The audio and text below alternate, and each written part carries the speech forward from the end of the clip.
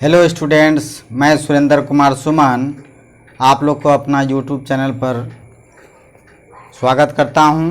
आज मैं साइंस का दूसरा सेट लेकर के आया हूं जो आपके बोर्ड परीक्षा 2023 के लिए काफ़ी उपयोगी होने वाला है। मैं आज टोटल 45 क्वेश्चन लेकर के आया हूं। आप इनको बहुत अच्छी तरह से तैयार कर लेंगे।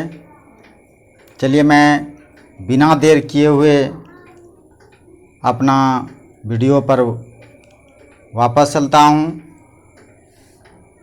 चलिए, मेरा पहला क्वेश्चन है, लेंसों में मुख्य फोकस की संख्या कितनी होती है? तो आप सभी जानते होंगे कि लेंस में F1 F2 दो फोकस की संख्या होती है। तो ऑप्शन नंबर ए सही हो जाएगा आपका। और दूसरा क्वेश्चन है, समतल द्वारा बना प्रतिबिंब हमेशा कैसा होता है? तो समतल दर्पण द्वारा बना हुआ हमेशा प्रतिबिंब आभासी और सीधा होता है और वस्तु और प्रतिबिंब की दूरी बराबर होती है। तो ऑप्शन नंबर बी सही होगा। आँख का व्यवहार कैसा होता है? तो आँख का व्यवहार जो है आपका उत्तल लेंस की तरह होता है। तो ऑप्शन नंबर बी सही हो जाएगा तीसरा नंबर का। अब जो है, स्पेक्ट्रम प्राप्त करने के लिए किसका उपयोग किया जाता है? स्टूडेंट, स्पेक्ट्रम हम प्राप्त करते हैं प्रिज्म से, इसलिए ऑप्शन नंबर डी आपका सही हो जाएगा। रेटिना पर किसी वस्तु का उल्टा तथा वास्तविक प्रतिबिंब किसके द्वारा बनता है? रेटिना पर किसी वस्तु का उल्टा और वास्तविक प्रतिबिंब किसके द्वारा बनेगा? बताइए। तो ये किसके द्वारा बनेगा? तो ये आपका जो नेत्र में लेंस होता है, इसमें परितारिका है, बिल्कुल गलत है। पश्चमांबी पेशियाँ, ये गलत है। आपका वो लेंस ही होगा जो उत्तल लेंस की तरह व्यवहार करता है। तो आम नेत्र लेंस होना चाहिए। ऑप्शन नंबर सी आपका सही आंसर है। नेक्स्ट क्वेश्चन है, एक विद्युत बल्ब रेटिंग है उसका 220 वोल्ट पर 100 वाट का, इसके फिलामेंट का प्रतिरोध क्या होगा? तो आप फिलामेंट का प्रतिरोध पूछता है तो आप एक फार्मूला जानते होंगे, P = V²/R। तो आपको R पूछा जा रहा है, तो R आपका हो जाएगा। तो आप इसी तरह से आप उसको कन्वर्ट कर लीजिए, R = V²/P हो जाएगा। तो आप इसको इसी फार्मूला पर बैठा लीजिए। तो V² हो जाएगा, तो 220 × 220 डिवाइडेड बाय 100। 1010 कैंसिल हो गया, 1010 कैंसिल हो गया। इधर हो गया 22 दूना 44 के 4 और 22 दूना 44 और 4 48। तो हो जाएगा 448। और प्रतिरोध का SI मात्रक ओम होता है, तो 448 ओम हो जाएगा। इसलिए ऑप्शन नंबर आपका सी सही हो जाएगा।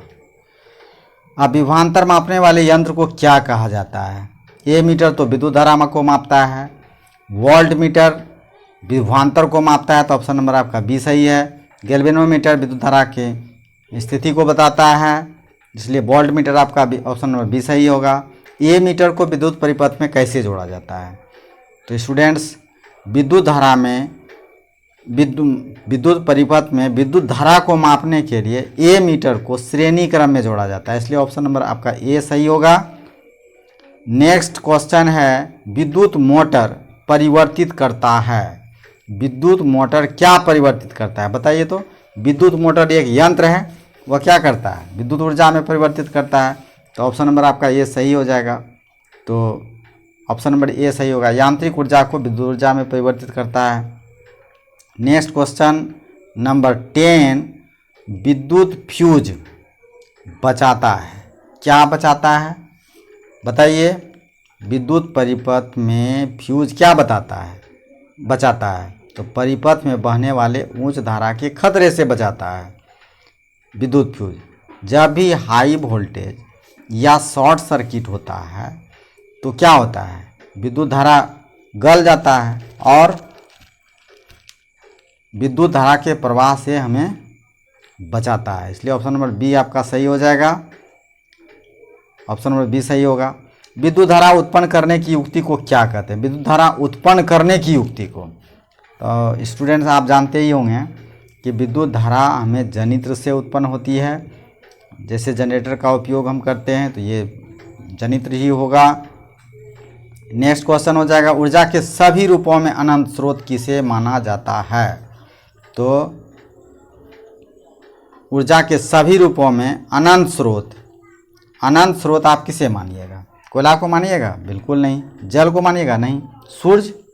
बिल्कुल सही, सूर्य ही अनंत स्रोत को माना जाएगा।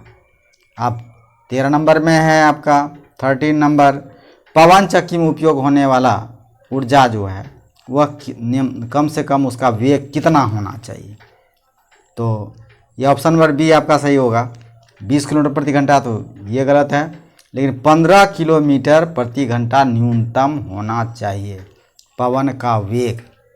इसलिए ऑप्शन नंबर आपका बी सही हो जाएगा। आप 14 नंबर में है आपका कि कैल्शियम कार्बोनेट टूटकर कैल्शियम ऑक्साइड कार्बन डाइऑक्साइड के रूप में परिवर्तित हो जाता है, तो इस कारण से यह कौन सी क्रिया कहलाएगी? क्या होता है बताइए? कैल्शियम कार्बोनेट टूटता है, इसका मतलब विस्थापित होता है स्टूडेंट्स। तो विस्थापन तो नहीं कहा जाएगा, अपघटित होता है, यह अपघटित होता है। इसलिए कैल्शियम ऑक्साइड और कार्बन डाइऑक्साइड एक अपघटन अभिक्रिया है, तो ऑप्शन नंबर आपका सी राइट हो जाएगा। नेक्स्ट क्वेश्चन है, श्वसन किस प्रकार की अभिक्रिया है?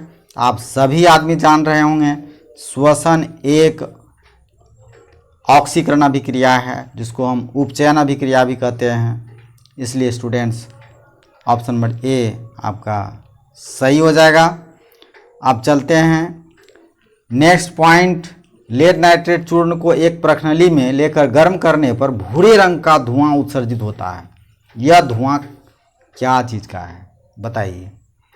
तो ये क्या ऑक्सीजन का है? बिल्कुल नहीं। क्या नाइट्रोजन ऑक्साइड का है? बिल्कुल सही, नाइट्रोजन ऑक्साइड का ही होगा।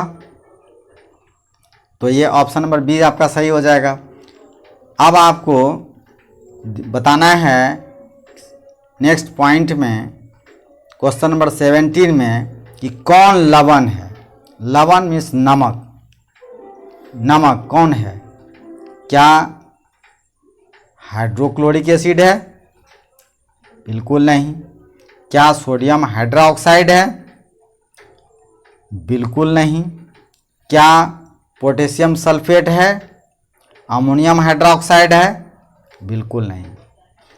सी नंबर ऑप्शन आपका पोटेशियम सल्फेट जो है ये नमक है, लवण है, इसलिए ऑप्शन नंबर आपका सी सही हो जाएगा।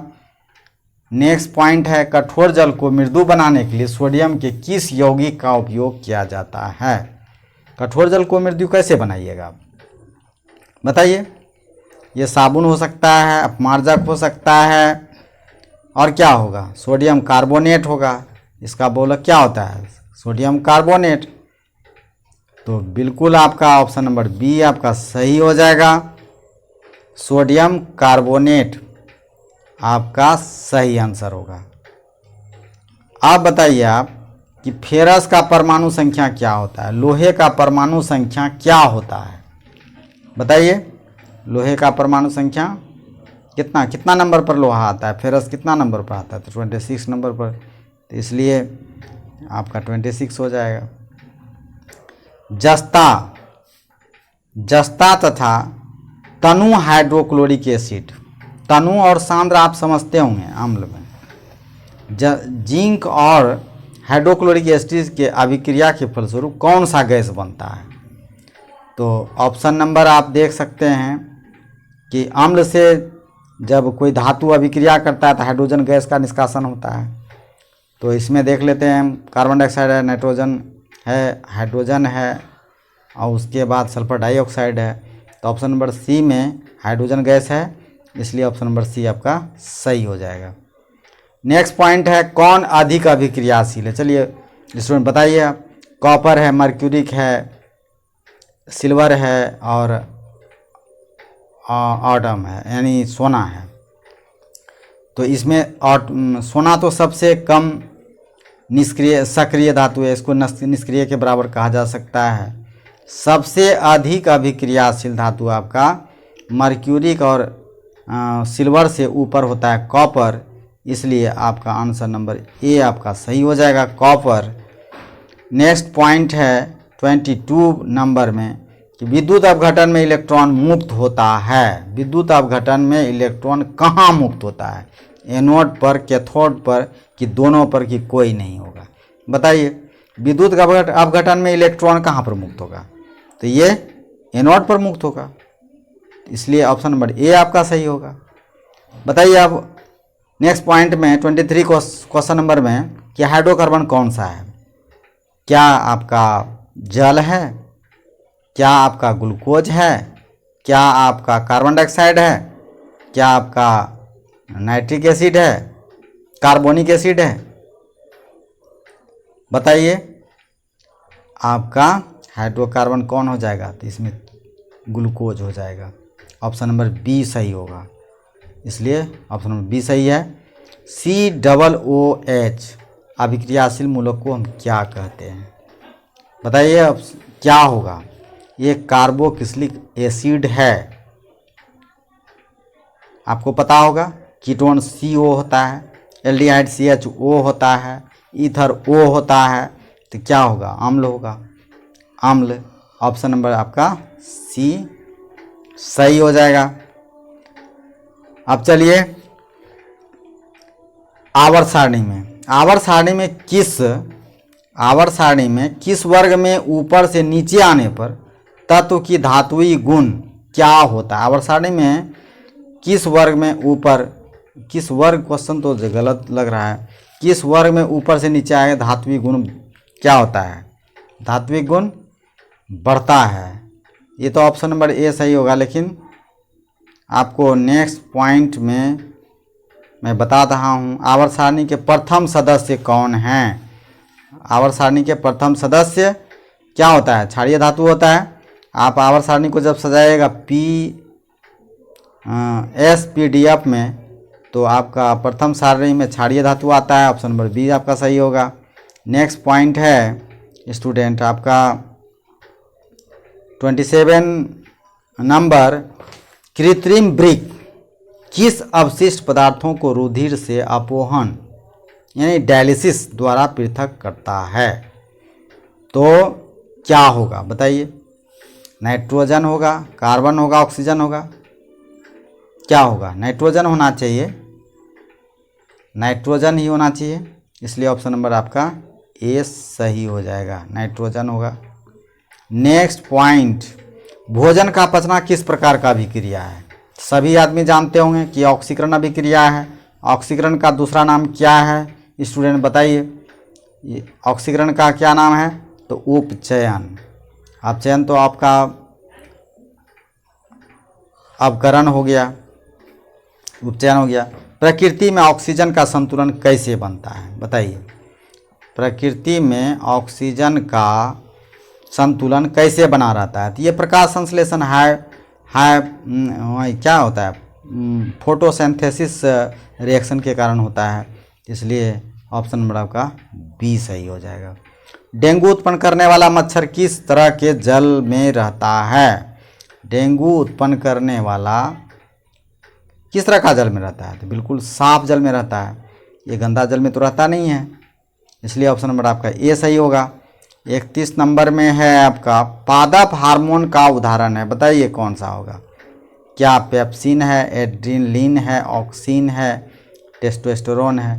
पेप्सिन, ऑक्सिन और टेस्टोस्टेरोन ये तो आपका जंतु हार्मोन है, इसलिए ऑक्सिन, ऑप्शन नंबर सी आपका राइट आंसर होगा। 32 में निम्न में से कौन सा हार्मोन कोशिका दीर्घन एवं विभाजन में मदद करता है? तो आपका क्या होना चाहिए? ये तो हमें सभी लग रहा है, ऑक्सीजन है, जिब्रेलिन है, साइटोकाइनिन है, ये सभी आपका दीर्घन और विभाजन में मदद करता है, इसलिए ऑप्शन नंबर डी आपका सही हो जाएगा। नेक्स्ट पॉइंट है, तंत्रिका कोशिका क्या कहलाती है? तंत्रिका कोशिका को हम लोग क्या कहते हैं? साइटोन, एक्सॉन और डेंड्राइटिस। तो ये तो तंत्रिका कोशिका का अंग है, तो हम इसको न्यूरॉन कहते हैं स्टूडेंट, इसको हम न्यूरॉन कहते हैं। नेक्स्ट पॉइंट 34 क्वेश्चन नंबर, अंडाणु निषेचित होता है कहाँ? बताइए। योनि से, गर्भाशय से, कहाँ से होता है? फैलोपियन नलिका से, अंडाशय से।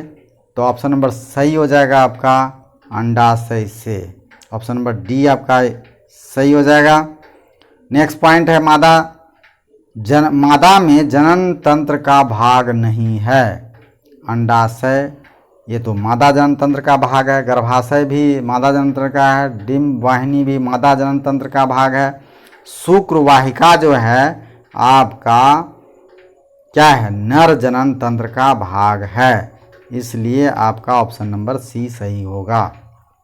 शुक्राणु बनता है, किससे बनता है बताइए? क्या मूत्राशय में बनता है, गर्भाशय में बनता है, अंडाशय में बनता है? बिल्कुल नहीं। ये कहाँ बनता है? तो वृषण में बनता है। 36 का आंसर नंबर ए हो जाएगा, वृषण में।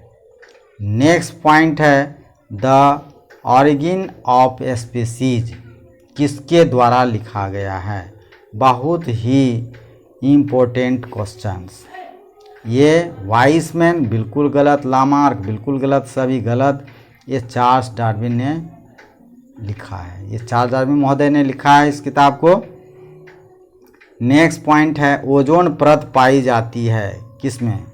स्टूडेंट बताइए आप, किस में पाई जाती है? क्या स्ट्रेटोस्फीयर में पाई जाती है? तो बिल्कुल सही, आपका ऑप्शन में जिस प्रकार से है उससे ऑप्शन नंबर ए आपका सही है। नेक्स्ट पॉइंट 39 नंबर, निम्न में से कौन एक जैविक प्रक्रम द्वारा अपघटित होने वाला पदार्थ है? आप बताइए। सूखे घास पत्ते, पॉलीथीन बैग, रबर, प्लास्टिक की बोतलें? पॉलीथीन बैग भी नहीं होगा, रबर भी नहीं होगा, प्लास्टिक की बोतलें नहीं होगी, ये क्योंकि वातावरण में अपघटित होता ही नहीं है। तो जैविक प्रक्रम द्वारा अपघटित होता है, ये आपका हो जाएगा सूखे घास के पत्ते। तो ऑप्शन नंबर ए आपका सही हो जाएगा। नेक्स्ट पॉइंट, कौन एक भूमिगत जल का उदाहरण है? कौन एक भूमिगत जल का उदाहरण है? भूमिगत जल क्या है? हम कुआं जब खोदते हैं तो भूमिगत जल ही निकलता है, इसलिए ऑप्शन नंबर बी सही हो जाएगा। इसमें सोचने का कोई बात ही नहीं है। रासायनिक अभिक्रिया के दौरान किसी पदार्थ में ऑक्सीजन का ह्रास क्या कहलाता है? बताइए। रासायनिक अभिक्रिया के दौरान यदि किसी का होता है तो अपकरण होता है, उपचयन तो होगा नहीं, इसलिए अपकरण होगा। अपकरण को हम अपचयन भी कहते हैं, तो इसलिए ऑप्शन नंबर बी आपका सही होगा। कौन सी गैस वैश्विक ऊष्मक के लिए उत्तरदायी है? वैश्विक ऊष्मक यानी ग्लोबल वार्मिंग के लिए उत्तरदायी है? क्या ऑक्सीजन है, नाइट्रोजन है? नहीं, तो CO2 हो जाएगा। ऑप्शन नंबर ए है, इसलिए। नेक्स्ट क्वेश्चन है, पितरस कहाँ से स्रावित होता है? पितरस क्या अग्नाशय से होता है, यकृत से होता है, छोटी आंत से होता है? कोई नहीं। क्या पितरस कहाँ से स्रावित होता है? तो अग्नाशय से स्रावित होता है। बहुत स्टूडेंट लिख देता है पित्ता से, ये गलत है। ये अग्नाशय से, अग्नाशय क्या, ये यकृत से होना चाहिए। पितरस जो है यकृत से अब स्रावित होता है, ये ऑप्शन नंबर बी सही होगा। कौन सा विलक्षण वंशागत नहीं है? कौन सा लक्षण वंशागत नहीं है? बताइए स्टूडेंट्स, कौन सा लक्षण वंशागत नहीं है? तो ये आँख का रंग वंशागत है, चमड़ी का रंग वंशागत होती है, शरीर का आकार वंशागत होती है, बाल की प्रकृति वंशागत नहीं होती है, इसलिए ऑप्शन नंबर डी आपका सही होगा। आधुनिक आवर्त सारणी में समूहों की संख्या कितनी है? आधुनिक आवर्त सारणी में समूहों की संख्या कितना है बताइए? ऑप्शन नंबर कौन सा सही होगा बताइए। ऑप्शन नंबर, हमको तो लगता है इसमें 7 नहीं होगा, 8 नहीं होगा, 9 नहीं होगा, 18 ही होना चाहिए, इसलिए ऑप्शन नंबर डी आपका सही हो जाएगा।